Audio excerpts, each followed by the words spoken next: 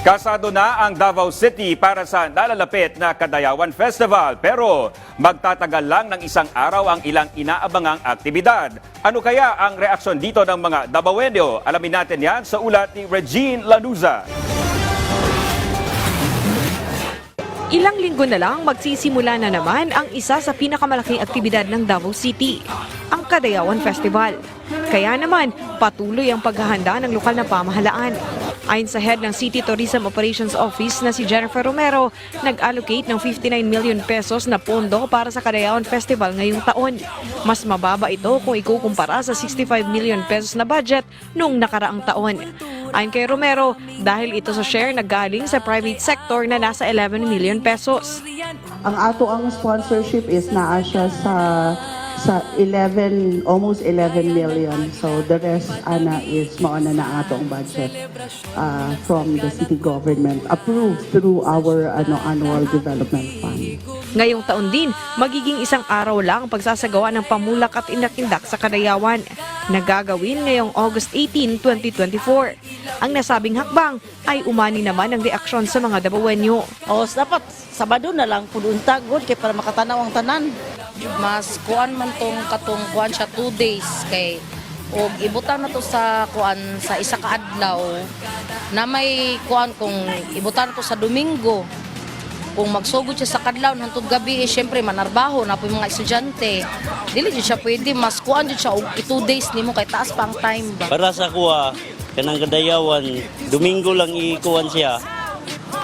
Para sa pagka-taxi driver, wala gyud.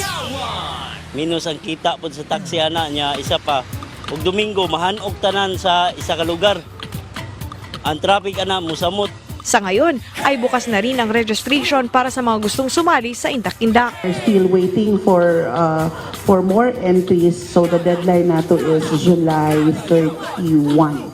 So hopefully we are on our target na ang total nato na entries is 15 plus 10, 25 contingents for both Davao Base and open category. Samantala, noong nakaraang taon ay nakapagtala ng 180,000 na mga turista ang lungsod.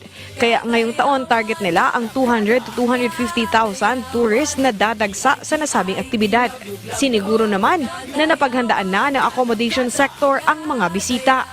Because now at least we have alternative accommodations. We have the hotels, we have resorts, we have self-site accommodations also, so that we are able to cater to the influx of tourists.